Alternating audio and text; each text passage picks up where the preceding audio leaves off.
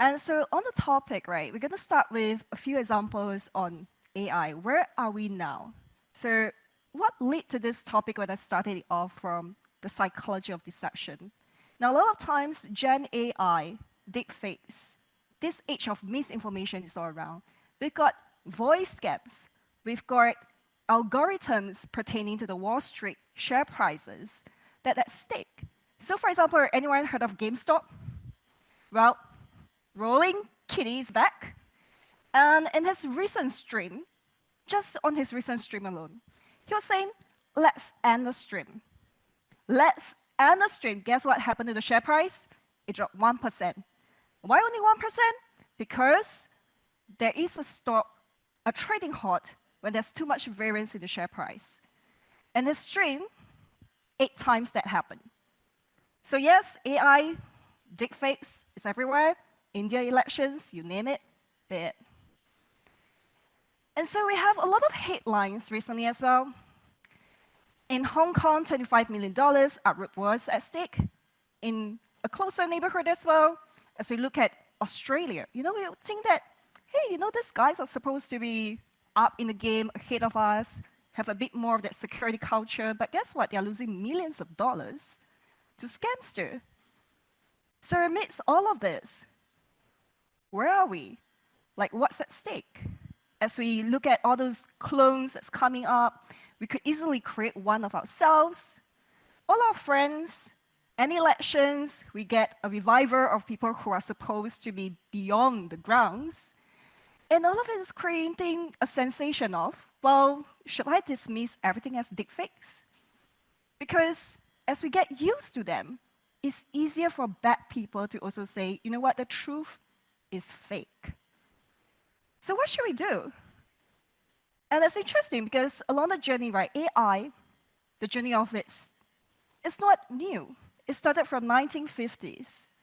But you can see that that's that exponential curve, right? That's where your exploitation zone comes in.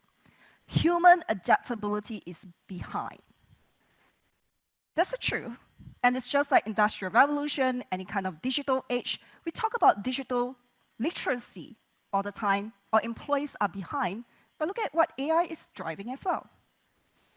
So with that, we've hit the crossover point where we can't really differentiate what is real and what isn't. And that's where we are today.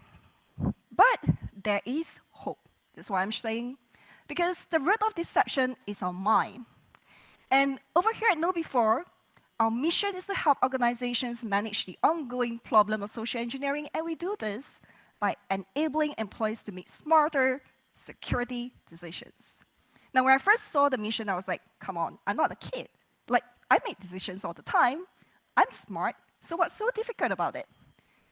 So, a show of hand, anyone has made 10,000 decisions today? 10,000. Oh, you think you make lesser? Well, the average adult makes 35,000 decisions a day. Whether it's the clothes that you wear, brush your teeth, what drinks you take, there's a lot of decisions that you have to make every single day. So is it really difficult to make smarter decisions? Not just security, but just smarter decisions. Because I'm so smart that I could nurture a new habit, I can change my diet, I'll go to the gym. But the truth of it is, a lot of people are struggling with it. So that's sad. So how do we actually recognize that? Now, the truth of it is that deception is in our nature. And look at this cute little face out there. You have kids and babies in your life as well. Would she tell lies? Well, just ask yourself, when was the last time, let's say you ask your kid to brush your teeth, and they go into the bathroom, pop out and say, 5 seconds later, I'm done, I'm ready to go to bed. And you check the toothbrush and it's like, it's not even wet. So that's the thing, the next time they brush their teeth, you tell them to, the toothbrush is wet, but did they really brush their teeth? So since a young age, we are used to white lies, and the bad actors just take it a step further, right? They've basically created a business out of it. And so we're going to run a little bit of an experiment here. Now, in the very next slide, I'm going to give a prize. and choose a card. And I'm going to tell you which card you've chosen. So you have 3 seconds to pick a card. Whoever card is still there, after that, you get a $50 USD from me. Now, ready for it? Pick a card. 3, 2, 1. Is it gone now? Anyone's card is still there? Am I the magician? Well, I wish. It's basically 2 sets of different cards. So what we did here was a basic process of framing. I set up the framing, asked you to pick a card, the sense of urgency, a prize is dangling in front of you, and voila, there we go. So that's really, our mind is at the root of deception. It's the mind's job to filter, interpret, and present reality. And that's the thing, right? We want to understand how our mind thinks because we want to hack ourselves so that we can think better, we can make better decisions. Now, if you've come across a book, Thinking Fast and Slow by Daniel Kahneman, you've come across these 2 systems of thinking. Now, system 1 is where we spend most of our time in, 95% of the time, really. So that's why we are able to make 35,000 decisions without even pausing. We are continuously scanning the environment, fast but error-prone. And system 2 is really helping us to reflect. That's why we talk about mindfulness all the time and specific problems. So for example, let me throw a question to you. And this one, you can just pull up a hand and give me your answer. So a baseball and a bat cost $1.10. Now the bat costs $1 more than the bat. How much is the bat? Most of the time, people say 10 cents. And that's what I call lazy thinking. Even Harvard graduates, 50% of the time, they'll get it wrong. Now, so that's clearly skipping system 2. So that's what we really want to get at. We are actually getting our employees, individuals to learn a new set of skills and shifting from system 2 to system 1. Get them into the cyber-safe behavior. But is it easy to do? No, because nurturing a habit is difficult. And underpinning all of that, you get all your cognitive biases, because that's what you grew up in. And you got over 50 of them underpinning it, and they can be easily exploited. Right? So that's where you get the spear phishing and the various elements. So at the end of the day, it's really the frames matter more than the facts. And you've presented a case to your boss before, you'll be thinking, now, what would actually works for him? What does he want to see? What is a win-win for him, right? You don't think about myself, you think about what would he want to get your case across. Because if the facts don't fit the frame, it's the facts people reject, not the frame. And social engineers, what they're doing is framing, and they're intercepting. Because when you're observing, orienting yourself to make a decision and to act, they're withholding facts, evoking emotions like the urgency, or giving you a truth sandwich. Will tell you something that's true, and then something that's false, and then something that's true. So you thought, well, everything should be true. So that's the thing. We need to stop, look, and think. And that's the part that urgency drivers, right, is there. So are you being manipulated? The next time you feel an emotion rising within you, when you come across an email, or even in-person communication or call, if that's that emotion calling, you really need to pause. All is not lost, because we're going to get you started with some tools.